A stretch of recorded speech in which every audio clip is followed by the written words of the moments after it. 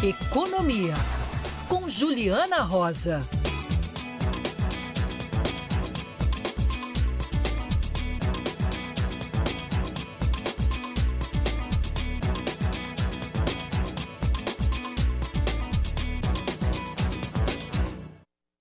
É hora de conversar com a Juliana Rosa sobre esses dois temas que são os mais importantes do dia.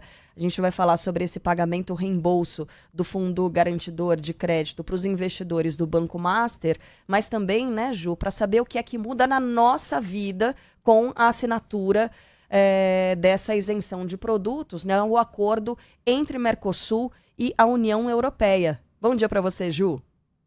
Bom dia, Carlinha. Boa semana para você, para o Fábio e para a Sheila. Bom dia também para os nossos ouvintes. É um acordo finalmente, né, fechado entre Mercosul e União Europeia depois de 26 anos de negociações. Agora, então, a gente vê esse acordo, enfim, praticamente finalizado. Teve a cerimônia de assinatura do acordo. O que ficou faltando? A aprovação agora final do Parlamento Europeu e do Congresso aqui no Brasil também. É difícil, segundo os especialistas, que o Parlamento Europeu ele não aprove, porque o custo político é muito alto, principalmente, mesmo com a pressão da França, principalmente ali com o setor agrícola pressionando muito o governo francês. O que a gente vê nesse momento, o que acelerou, né, esse acordo, por que de repente, né, a Europa ficou interessada em fechar esse acordo depois aí de um quarto de século de negociação com o Mercosul? É porque o mundo ficou mais perigoso para a Europa. Agora, então, com o Trump fazendo esse movimento para tentar anexar a Groenlândia e a Europa se movimentando para poder rechaçar esse risco, e aí o Trump agora devolvendo, dizendo que vai colocar tarifas adicionais na Europa, um ambiente que já está enfraquecendo a Europa de modo evidente. Tanto que a última negociação tarifária com a Europa, o Trump colocou já uma tarifa de 15% sobre produtos europeus, e disse que tinha que zerar para os americanos, para os produtos americanos. Agora diz que vai ter 10% em cima desses 15% já negociados, que já tinha sido uma negociação humilhante para a Europa,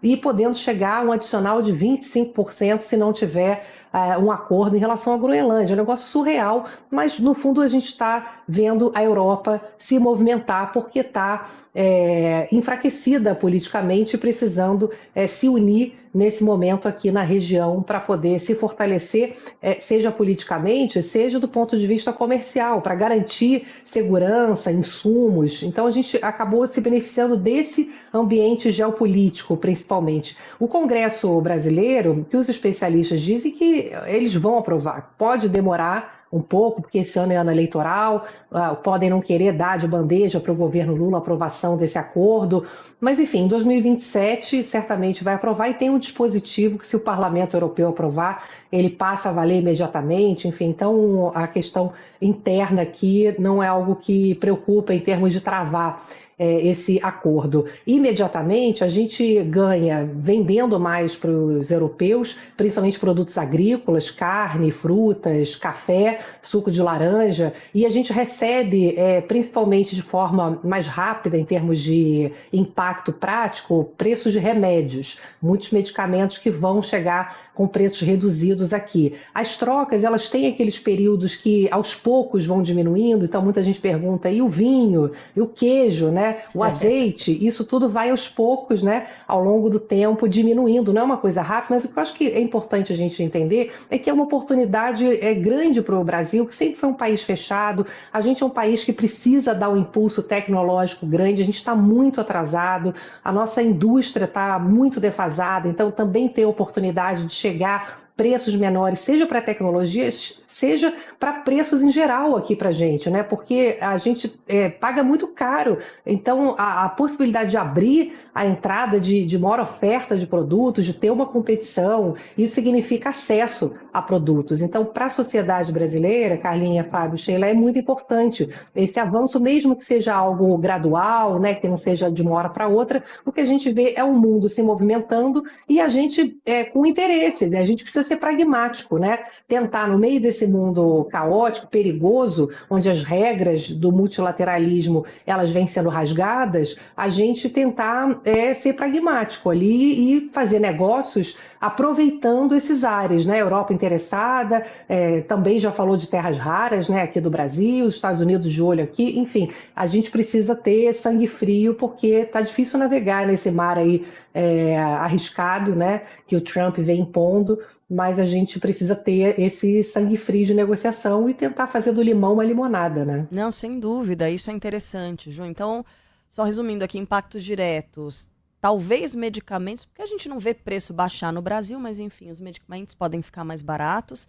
Aí tem vinho, queijo, azeite um pouquinho mais para frente, mas essa entrada de tecnologia desenvolvida na Europa, estava lendo aqui alguns artigos, tem muita coisa da Alemanha, né, desenvolvimento de softwares, tem empresas holandesas de tecnologia que talvez possam trazer, né, essa tecnologia de forma mais barata para o Brasil, e tem coisa da Estônia também, a Estônia se desenvolvendo e sendo um país com muitos lançamentos de startups, de pequenas empresas de tecnologia. Isso vai chegar para a gente também. É claro que não é imediato, mas isso pode chegar num futuro um pouco mais breve.